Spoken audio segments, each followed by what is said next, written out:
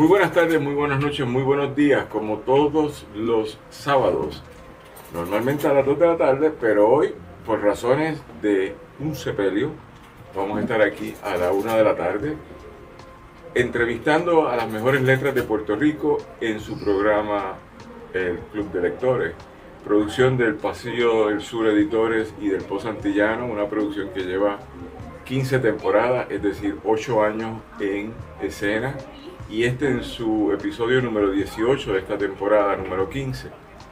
Para eso traemos a gente que se dedica a escribir todos los días y hacen cosas interesantes. Y me acompaña un gran amigo, un gran escritor, investigador, por llamarlo de una forma así callejera, librero, ¿verdad? Porque trabajaba en la biblioteca de la Universidad de Puerto Rico y ha escrito sobre distintos temas que a mí me parecen muy interesantes. Se llama Víctor Federico Torres. ¿Cómo tú estás, Víctor? Muy bien, muchas gracias por la invitación. Aquí me tienes para hablar de este libro en particular o lo que tú haces. Y dentro de esa conversación, hoy vamos a estar hablando del libro Yo lo que quiero es amor. Historia del documental de las telenovelas de Puerto Rico de 1955 a 1975. Y ese proceso es uno que se ha recopilado en esta obra, de la cual vamos a estar hablando en estos minutos. Pero tengo que decirlo porque se me puede escapar, como todos los sábados, que buscamos en todo momento ser solidarios y buscamos en todo momento repudiar las guerras innecesarias. Estamos sin guerra y estamos sin paz, por lo menos en Asia Occidental, y los Estados Unidos han decidido parar las agresiones contra Irán y los iraníes han parado las agresiones contra Estados Unidos. No obstante, Israel no para de agredir al pueblo del Líbano, que eso es horrible, e incidir en la destrucción del pueblo palestino, que es más horrible todavía porque es un genocidio. Y nosotros tenemos que repudiar la acción del gobierno de Israel, del ejército de Israel, y no podemos normalizar esa violencia. En el proceso tampoco normalizamos las agresiones verbales contra Cuba, las agresiones potenciales contra Cuba que uno no sabe, porque aparentemente es la forma de Trump negociar.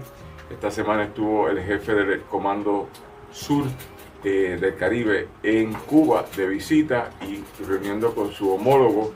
Así que ellos se han estado reuniendo en estos días, ellos no paran de reunirse. No me agregan a Cuba porque va a crear un tipo de presión social en este continente de la gente que somos solidarios con el pueblo cubano y con su gobierno.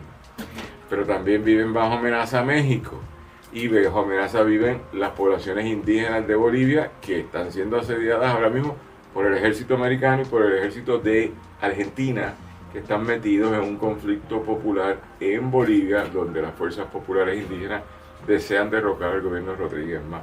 Todo eso está pasando y nosotros vamos a hablar de novela, porque así es la contradicción y la alegría de vivir en Puerto Rico. Nosotros nos podemos dar el lujo colonial de hablar de cosas interesantes mientras hay grandes problemas en la humanidad.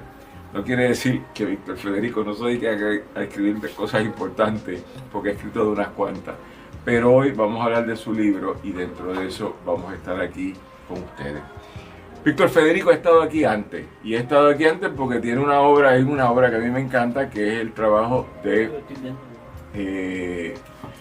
Capó, de Bobby Capó, que es una obra monumental, posiblemente una de las mejores biografías que se ha escrito de Bobby Capó, que es sin lugar a duda uno de los grandes compositores, pensaría yo, de antes del fin de la Segunda Guerra Mundial, es decir, de la primera mitad del siglo XX y de parte de la segunda mitad del siglo XX, pero después hay unas transferencias ahí. Rafael Hernández emerge como un gran compositor, Pedro Flores también, Tite Curet también, Johnny Ortiz también, y empieza a surgir otros compositores, pero Bobby hasta la década del 50 era sin lugar a duda una gran persona, una gran eminencia en lo que era la composición. Vamos entonces a preguntarle al compañero Víctor Federico algo que me interesa. Yo tengo chismes con Víctor Federico que son buenos, porque él es el cuidador de mi perra Esperanza, pero de eso no vamos a hablar hoy. Él y Esperanza son amigas. Vamos a hablar de dónde tú vienes, de qué pueblo tú vienes. Yo soy de San Germán. Ajá. Nací en San Germán, pero me considero cangrejero, porque desde que salimos de allí, pues nos ubicamos en Santurce. Y allí he vivido la mayor parte del tiempo. Él es santurcino, él es cercano al barrio de San Mateo, Sí. Precursor de la identidad nacional, ese barrio de Puerto Rico, y dentro de eso es egresado, ¿verdad?, de la Universidad de Puerto Rico. Cuéntanos cómo fue tu educación. Bueno, mi educación fue, digamos que la hice corta porque la hice 3 años en el bachillerato. Tenía necesidad de trabajar, estudié en humanidades, ¿no? En una época donde la universidad tenía un programa de actividades culturales muy rico, ¿no? El cual yo pues, aproveché al máximo, ¿no? Tanto las actividades del teatro como las películas que se ofrecían, ¿no? Y luego que me gradué, trabajé un tiempo, volví al recinto, volví a estudiar, y luego comencé mis estudios de maestría, pero me trasladé a Estados Unidos a terminar una maestría en ciencias bibliotecarias. Y nada, regresé a Puerto Rico y comencé en el 80 con una plaza oratoria en el sistema de bibliotecas. Bien, y de ahí te egresaste, ¿verdad? Ahí terminaste en la universidad, te graduaste. Te graduaste en el sentido laboral, es decir, te retiraste. Sí, exactamente. Ahí estuve 30 años trabajando hasta mi retiro, mi jubilación en el 2000. Muy bien. ¿La escuela graduada dónde la hiciste? La escuela graduada la hice, la maestría la hice en la Universidad Estatal de Nueva York, SUNY, en Albany. Y un doctorado luego, muchos años después, en la Universidad de Nueva York. Bien, son dos selecciones dispares, ¿verdad? Porque una es costa este y la otra es costa oeste. Además que estudié cosas distintas, porque le hice la maestría en ciencias bibliotecarias y el doctorado lo hice en literatura. O sea, en filosofía, doctorado en filosofía, pero la concentración era en literatura latinoamericana. Ok.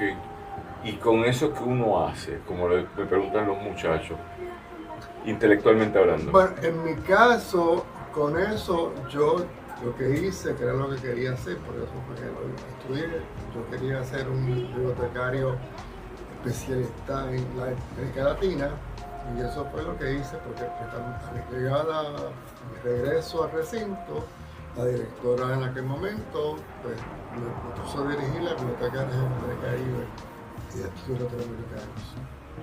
Ok. Eso es interesante para todos nosotros porque la gente piensa que un bibliotecario es una carrera sencilla que no tiene profundidad y no es cierto. No, la gente piensa que el bibliotecario como algo genérico, cuando la realidad es que muchos tenemos especialidades. Y después, como todos dicen que googlealo, la gente también piensa de que se ha simplificado todo por Google. Ah, sí. Y realmente hablando es algo bastante interesante y sofisticado porque están los bancos de data, están los metabuscadores, y trabajar con un bibliotecario que está al día en tecnología hoy es un lujo, ¿verdad?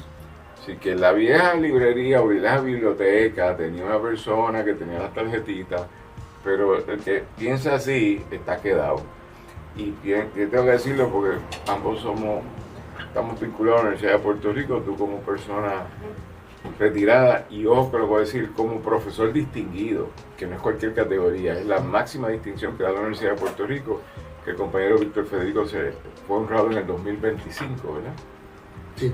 2025 te honraron con esa distinción, y yo soy profesor actual del recinto, y uno, pues habrá distintas críticas a las condiciones del sistema de biblioteca de la Universidad de Puerto Rico. Yo uso activamente la de la Escuela de Arquitectura, la Escuela de la Facultad de Estudios Generales y la José M. Lázaro, son las bibliotecas, y recientemente descubrí una que me encantó, que es la Biblioteca de Historia del Arte, una pequeña que hay en Humanidades, que es extraordinaria, o sea, es algo que me encantó, y dentro de eso me pareció algo chéverísimo.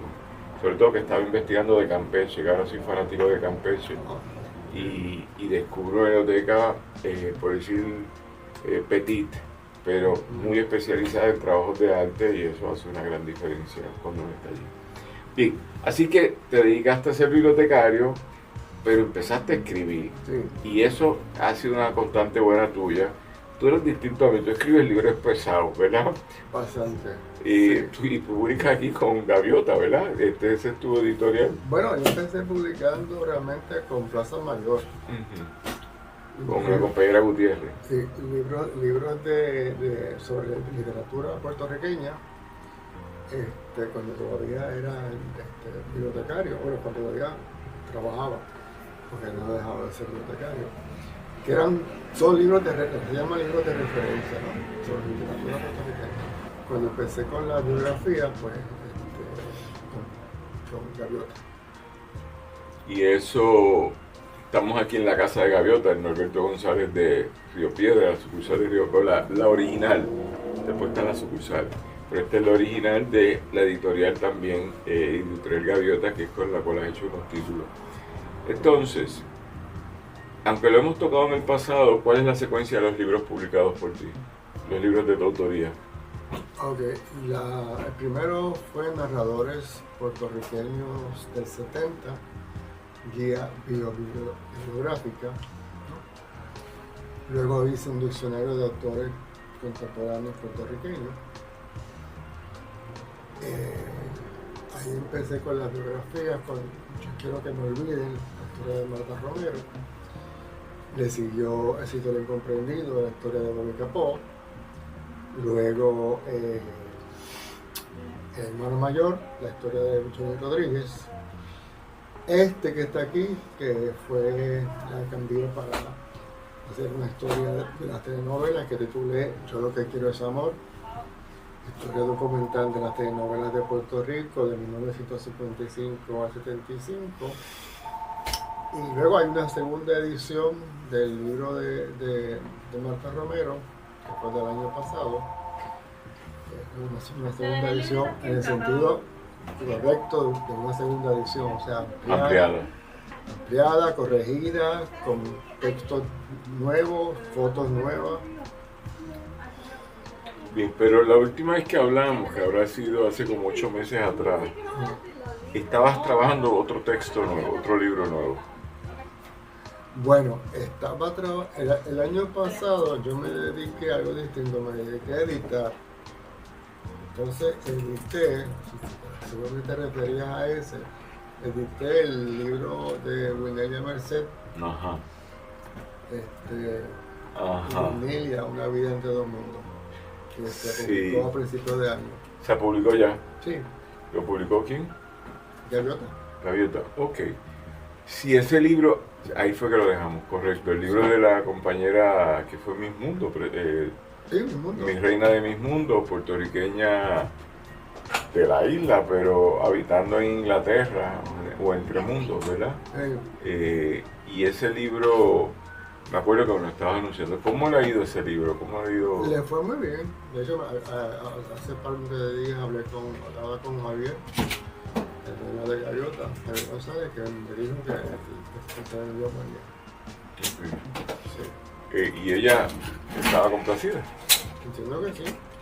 ¿Ese libro está solo en español o está traducido? Es solo en español, pero ella tiene un acercamiento para traducirlo en Inglaterra, en una compañía en Inglaterra. Okay. Bien. Habría que leerlo porque la compañera Winelia pues ya se fue hace mucho tiempo, como 30 años vive en Inglaterra, ¿verdad? Sí, más, porque el hijo de ella tiene 40 y nació allá, o sea, alguien me dijo que tiene poco más de 40 años viviendo realmente allá, pero siempre viajando a Puerto Rico por temporadas, ¿verdad?, prolongadas. Sí, ella es héroe nacional, ¿verdad? Yo no voy a cuestionar su contribución a la identidad nacional de Puerto Rico, no soy yo quien. Pero es interesante porque ella ha ido y venido y siempre se afirma, ¿entiendes? No ha dejado de afirmarse como puertorriqueña. No, eso fue algo que yo admiro en ella, su puertorriqueñidad, a pesar de todo. Sí. Bien, ¿qué te hace a ti trabajar biografía? Porque eso en algún momento dado, hace unos años, Yo creo que en la vieja librería que tenía el compañero Luis Negrón, allá en la avenida Ponce de León, yo creo que allí te entrevistamos hace unos años ya, Posmaría, y no me acuerdo haberte hecho esta pregunta, pero me intriga alguien que se dedica a hacer biografía. ¿Por qué? Es un género literario. Pero yo recuerdo que haya sido ahí en esa librería. En esa No, a mí nunca me entrevistaste, pero no importa. Pero suena bien porque es en Santurce, ¿entiendes? Sí, pero no. Realmente... Pero sí, pero fue una entrevista anterior, entonces no habrá sido ya. Lo que pasa es que llevamos 2 años sentados aquí en Norberto González, pero hasta hace 3 años intercambiados entre Norberto González y la librería La Mágica. Y antes hacíamos una gira por librería. Lo que pasa es que dejó de ser costo-beneficio, o sea, ¿cómo se dice la palabra? El desplazamiento. Es mucho más fácil estar en un lugar verse. Pues mira, realmente yo empecé a escribir biografías para los 2 libros de literatura que te mencioné, pero biografía no corta, porque son gran corta, pero biografías, o sea, generales, ¿no? Sobre autores. Ya tenía ese trasfondo. Cuando falleció Marta Romero, que siempre ha sido y es mi ídolo, ¿verdad? Roberto Ramos Perea fue el que me dijo, ¿y por qué tú no escribes la biografía de Marta Romero? Y Ateneo te la publica. Entonces, ya con esas palabras me estimularon, ¿no? A emprender la obra de escribir la biografía, una biografía completa, ¿no? Un libro biográfico completo sobre Marta, que para mí fue mi tributo a ella, ¿verdad?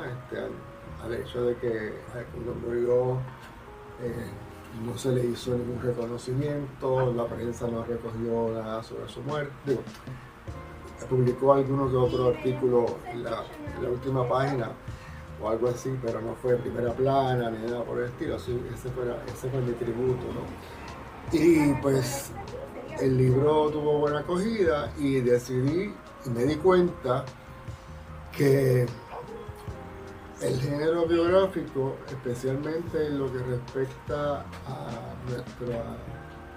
nuestra cultura popular, estaba completamente, mayormente desatendido. Las biografías que describen son de los próceres, los políticos, ¿verdad? Y así que decidí quedarme con las figuras de la cultura popular y ahí llegó entonces la familia de Bobby a plantearme que quería escribir sobre Bobby y por ahí he seguido. Bien, porque hay mercado para todo, ¿verdad? Claro. Mercado de lectores. Pero pienso, y esto siempre lo hablamos en la producción de nosotros, que los libros de historia tienen mucho interés y la gente subestima las disciplinas, ¿verdad? Pero aquí venimos con muchos escritores de narrativa, de ciencia ficción, esto y lo otro, y siempre hay interés por algunos más que por otros, pero cuando tú traes un historiador o un biógrafo, la gente tiene mucho interés. Y yo parto de la premisa, que es el chiste que yo hago en las películas en Puerto Rico que traen de Estados Unidos, la película que tenga sexo, chillería, es decir, que hay una relación de infidelidad, que hay un poco de violencia y que hay al fin de cuentas un ajusticiamiento contra la persona que sea malo o mala, no fallan, son un éxito en Puerto Rico, ¿entiendes? Es el morbo del chisme. No, tú te ríes, pero es que yo te puedo decir las películas que en Estados Unidos no han pegado y aquí pegan. Había una con Idris Elba que duró 1 año en cartelera en Puerto Rico, que era Obsesión, con Beyoncé y él, y era porque él y Beyoncé tenían un matrimonio muy bonito y él se metió con una mujer blanca y eso es toda la película. Y la mujer blanca pues acaba como la mala porque era psycho, esto y lo otro, pero eso fue un exitazo en Puerto Rico, ¿está bien?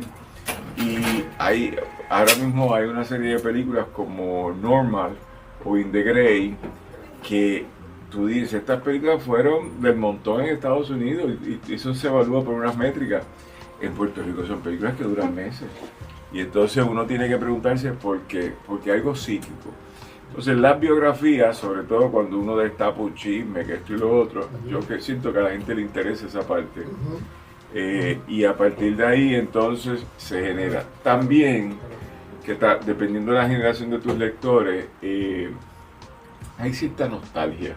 Sí. Y la gente en la nostalgia dice, mira, aquí Víctor Federico publicó este libro de Bobby Capó, y Bobby Capó fue un gran hombre, nos ayudó tanto. Entonces empieza una nostalgia cierta o falsa, y empieza una gran nostalgia a venerar a una persona que ya no está, y nomás por eso te lo compran. Y lo otro, que esto es como un piropo, pero medio extraño, que un libro de grosor, y tú escribes libros de grosor, es decir, tú escribes un libro de 300 páginas, 400 páginas, eso en Puerto Rico, curiosamente, a los ojos del lector, es un valor importante. Y tiene que ver porque, no voy a entrar en detalles de la industria del libro, porque la gente sostiene y dice, esto es un libro. Un poemario de 60 páginas puede ser de gran calidad, pero no se ve igual. Así que nada, yo lo traigo porque hay distintas variables que inciden por qué eso. Y también tienes una editorial que es Norberto González Gaviota, que le ha dedicado a publicar libros de las memorias históricas o de bibliografía de personajes históricos. Porque ellos tienen uno de Tito Puente, que es muy bueno, tienen otro de Ismael Rivera, creo que también. Tienen una serie de publicaciones que son bibliográficas, que se venden muy bien. Tienen la de Raimundo Dalmau, por ejemplo, que se vendió extraordinariamente. Así que estamos ahí. Vic, te hago una pregunta. ¿Y qué te motiva a escribir? ¿Por qué tú escribes? ¿Por qué yo escribo? Porque primero me gustó siempre de pequeño, bueno, de adolescente, redactar. Entiendo que soy bueno en eso. Me produce mucha satisfacción escribir y compartir ese conocimiento con el lector. Investigar es algo que me gusta mucho, ¿no? Así que, entonces, darle a esa investigación salida en una publicación. Dentro de eso, cada cual tiene su estilo de redacción, cada cual busca por qué hacerlo, pero sin lugar a duda, cuando uno desarrolla un nicho, no es que sea repetición cada texto es distinto. Lo que pasa es que hay una herramienta primaria que es la estructura de qué es lo que voy a contar, etc. Así que la estructura de los libros biográficos, ¿cómo tú la definirías? ¿Cómo tú la trabajas? O sea, ¿qué le explicarías? La estructura. Sí, uno empieza siempre con el nacimiento, o uno empieza con un gran evento que pasó a cualquier edad. Porque Bobby Capó, que esa fue una que leí que me gustó mucho, no sé si lo quiero a Bobby Capó o no lo quiero, es otra conversación, porque tú fuiste bastante crítico. He estado leyendo a Marta Romero y nuevamente yo creo que es una alabanza en cierta medida para una actriz que a ti te causa una afinidad, pero olvidada o parcialmente olvidada. Las telenovelas no las he leído, así que ¿qué es lo que uno busca compartir? Bueno, en mi caso, ¿verdad? Yo busco compartir todo, y todo es pues la vida completa del personaje, ¿no? Con sus virtudes y defectos, ¿verdad? Con todas las tonalidades del panorama, ¿no? Porque no es, por ejemplo, en mi caso, la idea no es ocultar, ¿no? Sucesos incómodos, ¿verdad? O tanto oscuros en la vida del personaje, sino pues, decir las cosas como son. ¿Okay? Así que ahí, en los tres casos, pues se revelan muchas verdades de la personalidad, muchas interioridades, la vida íntima, en fin. O sea, no hay ningún interés en santificar, tampoco en diabolizar, sino sencillamente dar la vida como fue de esa persona. Sí, por ejemplo, vamos a hablar de la de Bobby Capó. Una historia que lo hemos discutido porque hicimos un panel hace unos 4 años, creo, en Norberto de Plaza Las Américas, no sé si te acuerdas que estábamos hablando de la música, y estuvimos el año pasado en el congreso de salsa que hicimos en el Hotel Marriott. Y entonces uno piensa, busca, explora, pero tú dices cosas que a uno o le gustan o le irritan, ¿verdad? Porque ese es el rol del biógrafo, ¿verdad? No es como decir Daniel fue un santo, etcétera, etcétera. Daniel fue un tipo en su contexto, con sus virtudes y sus defectos. Y cuando uno escucha de la vida de Bobby Capó, es bien interesante porque por un lado pues se dio un lujazo de vida. Yo creo que ahora mismo de los que yo conozco como que Bad Bunny se puede dar el mismo lujo, ¿verdad? Pero ese lujo de que él se pasaba temporadas en otros países por contrato como artista visitante de las estaciones de radio. O televisión. O de televisión, sí, pero estoy pensando todavía cuando estaba en la radio que él está en La Habana y entonces está trabajando para una estación. Uno nunca sabe cómo son las condiciones materiales, ¿verdad? Pero puedo pensar que en la década de 50 era muy prestigioso ser el artista invitado de... Y ganaba muy bien, Entonces, pues uno conoce esa parte, pero cuando uno ve, pues, los chismes, ¿verdad? La relación con la esposa, cuando la deja, con los hijos, etcétera, el declive. Recientemente, no sé si te enteraste, salió una nueva edición de la revista del Instituto de Cultura. Hay una nueva edición muy bonita que edita Belia Rodríguez y me invitaron a escribir sobre Rafael Hernández. Y yo lo tomé como un reto, ¿verdad? Porque el jibarito, el gran compositor de América, pues bueno, la América hispana, pues yo me pongo a estudiar y todos sus grandes éxitos se escribieron en la diáspora, no se escribieron en Puerto Rico. Y entonces tú dices, bueno, ¿cuál es el efecto o por qué pasa eso? Te das cuenta que él escribe desde la nostalgia de un país que él se acuerda y que está ahí, pero no lo está viviendo. Así que el jibarito, la canción, ¿cómo es que se llama? La de Lamento Borincano, eso se escribe en Nueva York. Y después hay otro de los grandes éxitos que se escribe en México. Entonces tú empiezas a documentar y yo digo, esto es un nacionalismo cultural, no es político, no cambia nada, pero culturalmente nos gusta, ¿verdad? Y entonces uno trata de entender cómo la gente no solo va haciendo eso, sino va acomodándose para poder sobrevivir. Cuando tú estudias eso te das cuenta de que la gente no se comprometió nunca, simplemente fueron grandes artistas. Entonces hay algo de eso en Bobby, ¿verdad? Y pues hablando de esa obra tuya, es como yo me acuerdo, por ejemplo, un dato que tú no resolviste, pero sé que por lo discutimos no se podía resolver. ¿Cuál era su deseo de mantener una relación con Ismael Rivera y con Rafael Cortijo?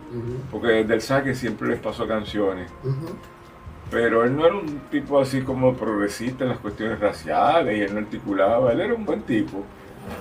Pero a Cortijo y a Ismael los trató desde el principio hasta el final y nunca les dijo no, y ellos grabaron música de él. No voy a entrar en chisme, pero había otros compositores que es muy tarde cuando le dan canciones a Ismael Rivera. Al principio no le dieron, así que midieron el éxito de Ismael para darle canciones, pero Bobby no. Bobby le dio canciones cuando ya eran nadie y estaban empezando. Y después que fueron alguien que pasó la década del 60, a Ismael, por ejemplo, la canción El Incomprendido, una canción monumental de Bobby, yo soy Maelo el Incomprendido. ¿Sí? Que es el título, de hecho, le da el título del libro. Y también fue el que los colocó y que les abrió las puertas para que trabajaran del Caribe Hilton, del Caribe. Claro, porque aunque él no era un portavoz de la negritud, y yo lo asumo él como un hombre negro, ¿verdad? Pero podemos debatir, pero yo por lo menos lo asumo. Él no se asumía como un hombre negro, él se asumía como un hombre ilustre, ¿verdad? Bueno, un pachá. Sí. Él tenía problemas con aceptarse como, decía que si era mitad blanco, mitad negro, porque para qué llamarlo negro. Eso era lo que le molestaba. Sí, pero también es el contexto porque Rafael Hernández tampoco nunca se asumió. ¿No? Él no articuló y vaya, no tengo que forzar que todo el mundo se asuma. Yo simplemente ahora, con el ojo de un historiador en el siglo XXI, cuando uno mira para atrás, posiblemente es el momento. Posiblemente. No creo que Ismael y Cortijo en la década del 50 también se asumieron. Ellos hicieron unas cosas. Ismael en la década de los 70 se asume. ¿Está bien? Pero eso es 20 años después, una vida consagrada, etc. Así que nada, no vamos a entrar por ahí. Eso nos trae entonces, cuando reconocemos tu valor de escribir biografías documentadas, y ojo gente, las biografías son buenísimas para discutir, para hablar. Yo no sé si tú participas en los gremios de lectores, todos retirados, pero que son, ¿cómo se llama? Los que les gusta la música. Yo he estado en América Latina con ese sector y entonces ellos se ponen a discutir un libro como si fuera bíblico, ¿verdad? Súper profundo. No sé si tú participas en eso, pero aquí hay varios focos de lectores de música que son, entre otros, por ejemplo, en el mezanín de almuerzos de Plaza, los Aules de Carolina. Sí, los de Carolina no, los son de Canóvana. En los Aules de Canóvana, allí se reúnen unos estudiosos de la música y se reúnen a hablar. Luego, en el edificio Hila, la venta de discos, de vinil, los sábados últimos de mes, un último sábado, que es el cuerpo de los coleccionistas, también se dedica. Entonces, uno tendría que buscar los lugares donde están esos... Ay, se me escapa la palabra, producción, si me puede ayudar. Los melómanos a estudiar. Sí. En América Latina es muy común. Sí, yo estuve, de hecho, yo estuve invitado, me invitaron al Festival de Cali. Ok. Y hablé para hablar sobre el libro de Bobby hace un par de años. Qué bien, qué bien. Que es los grandes carnavales de la salsa, que es la última semana de diciembre, ¿verdad? Muy bien, muy bien. Así que vamos a hablar ahora de telenovelas, que es tu nuevo o tu más reciente trabajo, 2023, sobre las telenovelas. ¿De qué trata este libro? Pues básicamente, si lo vamos a describir, es como es una enciclopedia de todas las telenovelas que se produjeron en Puerto Rico y que en 20 años, ¿verdad? De 1955 al 75, suman 227. En 20 años. ¿De televisión o radio y televisión? De televisión, de telenovelas producidas en el país mayormente por Telemundo y Guapa, de menor grado, ¿no? Con algunas que hizo el Canal 11 y otras también menor grado el Canal 7. Dato curioso, Puerto Rico fue el segundo país de América Latina en producir telenovelas. ¿En qué momento? En el 55, agosto del 55 se comenzó la primera. Ok. En las producciones Puerto Rico era el número 2. A ver, ¿quién era el número 1? Cuba. Ok. Cuba. ¿De televisión o radiales? De televisión. Este libro es de televisión. Ok. Las radiales es otra cosa que no quiero, ¿verdad? Ni acercarme, porque eso ya es complicadísimo. Este de por sí. Bueno, este resultó fácil porque... Fácil, entre comillas, ¿no? Porque pues pude hacer uso mayormente de los anuncios que se publicaban en la prensa, los anuncios, ¿no? Promocionando la telenovela. Lo malo es que algunas de ellas no tuvieron anuncios, así que eso pues, me complicó la cosa. Pero para cada una de ellas, por eso digo que es una enciclopedia, se incluye cuándo comenzó, cuándo terminó, el reparto, en la medida que es posible una sinopsis y comentarios, anécdotas sobre cada una de ellas, Además hay una biografía al final de los autores, que la gente no reconoce a los autores, ¿verdad? Son por grandes olvidados, pues hay una biografía de los autores. ¿Sí? Y obviamente hay muchas fotos, ¿no? Que hasta ese momento eran inéditas, algunas son fotos de coleccionistas particulares, ¿no? Y los anuncios también que se cubren, ¿no? Para la parte gráfica.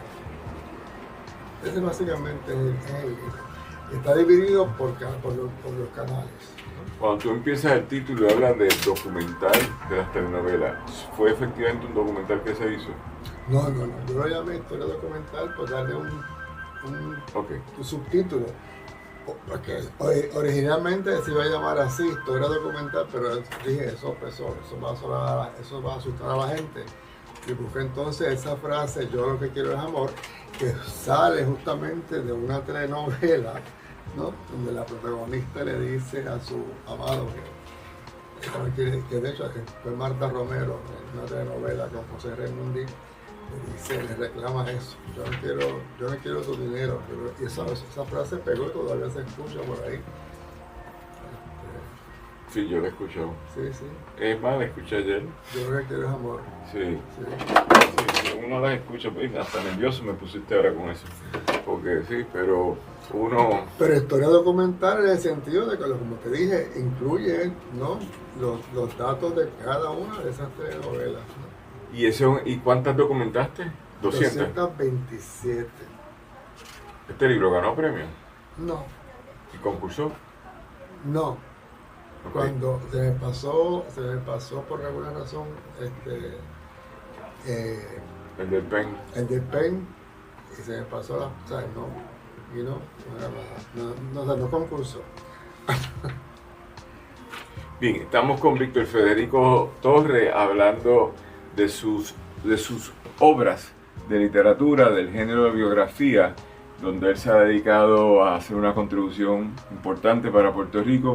Y estamos en el libro Yo lo que quiero es amor, amor con L, pero realmente es con R, historia documental de las telenovelas de Puerto Rico en 1955 a 1975, 223 o 27. 27 novelas documentadas en un formato sobre una época que pasó, no sabemos si va a volver, pero pasó en Puerto Rico. Hay que puntualizar eso porque las telenovelas se siguen haciendo en México o en Colombia o en Brasil. En Turquía. Sí, pero en este continente se hacen allí. Sí. Hay unas, las de Ramadul o Ramadul, las que la gente ve aquí son turcas, hay otras coreanas también, pero las nuestras siguen siendo latinoamericanas y Puerto Rico dejó de producir telenovelas. A veces en el taller de WIPR se hacen telenovelas radiales. Que aunque yo sé... Que no son telenovelas, son radionovelas. Radionovelas, perdón. Pero no sé si las están haciendo, pero... No, ya no. Pero hay un taller de trabajo. Hubo, ya no. Ya no. Ok.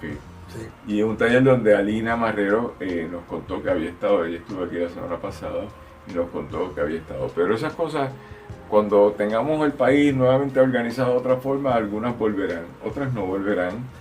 Pero pienso que unas telenovelas de un minutito por internet podrían ser chéveres. Con unas cápsulas y hacemos esto.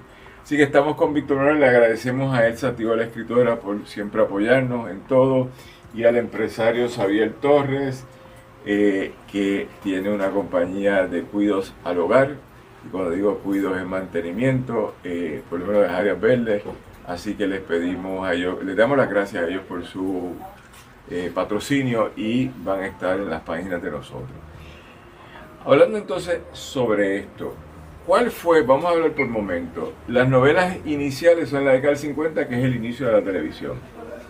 Las novelas de la década del 60 es la transformación de las novelas por la televisión en colores, que es de 1960 a principios de 1970. Y la de la década del 70 es el boom, ¿verdad? Porque ya No. Pero escucha lo que te voy a explicar. Espérate, antes que me digas que no. Vas a decirme que no, pero escucha. Porque estaba masificada la televisión. Y ese es un detalle distinto que me gustaría que me explicaras. En la década del 50 había televisiones privadas, pero había televisiones en las plazas públicas, que es la primera forma de socialización aquí. ¿Tú no te acuerdas de eso, Víctor? Yo me acuerdo que había un televisor en las plazas públicas donde la gente se sentaba a ver una programación, la que fuera. En la década de los 60 empieza todo el proceso de expansión de la industrialización, primeras generaciones que salen del arrabal, que se mudan, por decir algo, a The Big Homes, y luego ya en la década de 60 esa gente están teniendo unos hijos que entraron a la universidad, la expansión educativa, y en los 70 esos hijos son propietarios. Y ya todo el mundo reproduce la casa con televisor, etc. Después hay un boom mayor. No, lo que pasa es, tú estás partiendo, yo he escuchado muchas veces eso con referencia a las telenovelas, que dicen que las telenovelas despegaron con una gran audiencia pues, a partir de los años 60 con novelas como La mujer de aquella noche, pero las novelas pegaron como género desde el 56 con una novela titulada Cuando los hijos condenan, de Manuel G. Piñera, que había menos televisores, es cierto, pero mira, esa novela pegó tanto que yo tengo una anécdota que Felisa Rincón le tuvo que decir a Manuel G. Piñera: dígame cuándo se va a acabar la telenovela, porque yo no puedo hacer ninguna reunión porque todo el mundo está viendo la telenovela y nadie viene. Entonces, las telenovelas a lo largo de los años 50 fueron muy populares, o sea, fueron tan populares que en el 58 ya Telemundo tenía 4 telenovelas al aire. O sea, 4 telenovelas diarias, de lunes a viernes. O sea, eso te dice que había una audiencia y que había auspiciadores para sufragar, ¿no? Y pagar anuncios para ese tipo de programación. ¿Sí? Producción, ¿cuántas telenovelas usted ve? Ninguna. Esto es un problema generacional. Sí, claro. ¿Su abuelita ve telenovelas? Sí, cuando las veía. Yo me acuerdo haber visto telenovelas, la que a mí me influenció fue Cristina Bazán, que es como 75 a 78 más o menos. 78. ¿No es la última o es la última que se produce en Puerto Rico? No, Cristina Bazán es la primera telenovela después de que cierra El Taller en el 75, ¿no? Que son los años que yo cubro, o sea, las novelas fundacionales y esa primera etapa de producción sostenida de 20 años. Hay un tiempo muerto en que no se hacen telenovelas, ¿okay? Solo 2 años después, el instituto comienza, en vista de la necesidad que había, que los actores estaban desesperados, no había taller, el instituto produce una telenovela, ¿okay? Que curiosamente no la transmite el canal 6, la transmitía el canal 11. Y luego, en el 78, con una coproducción de Caracas, de Radio con Venezuela, empieza entonces esa nueva etapa con Cristina Bazán. Okay. Que es una coproducción Puerto Rico-Venezuela. Y que duraba 1 hora y que era nocturna, cambiando ya, ¿no?, los elementos que habían prevalecido en el pasado, porque las novelas que cerraron cuando eran por la tarde. Y entonces, ¿cuál fue la que hizo Jacobo Morales? Que él escribió en los guiones. El regreso. El regreso. Y esa duró poco. Esa novela es de la que hizo el instituto, de la que produjo el instituto. ¿Y esa cuánto duró? No sé, no recuerdo. Es que mi impresión en mi infancia es que Jacobo se destaca que va a hacer una telenovela, que la empieza a escribir y va al aire, y no sé si tuvo el rating necesario y la descontinuaron. Bueno, Jacobo escribió telenovelas antes Yo te mencioné el regreso porque tú me estás diciendo que veías Cristina Bazán, o sea, para esa época el regreso, pero él escribió alguna que otra novela antes, en los años estos que yo incluyo. Sí, entonces tuvimos una larga tradición y esa tradición ¿cuándo muere? ¿Cuándo termina más o menos? Bueno, en el 70. Con producciones locales. En el 75. Ok. Y luego de eso empiezan a llegar las mexicanas. No, las mexicanas llegaron mucho antes y las mexicanas empezaron a llegar en los 60 y contribuyeron en gran medida al cierre del taller, porque hubo un momento en que compraban a $1, a $2, por así decirlo, y Telemundo se le hacía difícil, ¿no? Producir por el costo de una telenovela cuando pues, los otros canales pues importaban, ¿no? A unos precios invisibles, ¿no? No podían con la competencia. Es interesante porque uno de los actores nacionales de Puerto Rico, Osvaldo Ríos, se hace muy famoso en Rumania. Y al punto de que él era un celebrity allí, iba con su manejador, que es amigo, creo que es amigo común, pero es por lo menos mi amigo. Y de hecho... Y lo iban a buscar, pero tú dices, él no canta, él lo que era un actor de novelas. Y de las novelas que él hacía en Miami, que esto es más 90, se traducían y se vendían en Rumania por una peseta, por lo que fuera. Sí. Y causaba una sensación a él como actor. Y él tenía que ir de gira allí a hacerle algún tipo de espectáculo. Así que hay distintas formaciones. No, déjame añadir que, ¿verdad? Yo no me quedo meramente, ¿verdad? En la numeración de las telenovelas, hay discusión de temas y, por ejemplo, una de las cosas que yo discuto, ¿verdad? Es cómo la falta de soberanía afectó esta producción de telenovelas, porque el país no tenía los elementos, ¿verdad?, para por lo menos establecer una cuota, ¿verdad? Pues, okay, entran tantas, o sea, establecer unos mecanismos, ¿verdad? Eso es muy avanzado. Sí, bueno, eso es muy avanzado. Pero, tú estás pidiendo algo, sí, necesitas un ministerio de cultura tipo Cuba. Sí, pero contribuyó a que no se pudiera detener esa avalancha de telenovelas importadas que a la postre destruyó la industria, como destruyó la industria del doblaje, que así se hacía aquí también. Ok, por lo tanto, y en la actualidad, 50 años después, ¿qué tenemos? ¿Cuáles son las telenovelas que vemos hoy? Bueno, esas que tú dices, yo diría mayormente las que se ven aquí son las turcas y en parte del mundo, porque hasta en México han hecho mella en novelas turcas. Sí, han hecho mella en todos lados. Sí, en todos lados. Uno no sabe por qué, tienen que ser o muy baratas o son de gran calidad, yo no entiendo. Yo no sé. Okay. Por lo tanto, nosotros llevamos ya una década de novelas turcas, ¿verdad? Por lo menos. Sí, y siguen pegadas, yo como no las veo, ¿no? Yo tampoco. Okay. Pero siguen exhibiéndose. En tu impresión como autor que investigó sobre esto, ¿volveríamos a un momento de creación de novelas locales? Yo lo veo muy difícil. Yo lo que veo posible es teleseries tipo Netflix, ¿no? Uh-huh. Y mayormente en coproducción con otros países.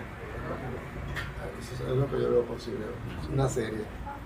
Pero telenovelas como tal, no creo. Recuérdate que también está la cuestión generacional. Las telenovelas exigen de una adoración. Quizás la mayoría de la gente de ahora no está para eso, para ver una novela todos los días, media hora, una hora. Sí, ha habido un cambio cultural que nos afecta a todos. Entonces, ya entrando a la última etapa del programa, si yo le pregunto al biógrafo, yo no sé si eres el único biógrafo, porque aquí hay gente que ha hecho biografía. Sí sé que tú has trabajado una diversidad de temas de investigación. ¿De qué escribimos en estos días?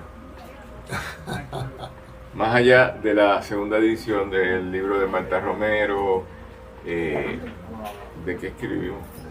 Bueno, mira, estamos en la fase de investigación, ¿verdad? De levantar esa bibliografía sobre un personaje recientemente fallecido. No quiero decir nombre, pero estamos en eso. Así que también sería una biografía, pero ya de un héroe nacional. Y vamos a ver si... Hay secretos, Paola. Sí, hay secretos porque todavía no se ha concretizado nada. Y pues sé que hay alguna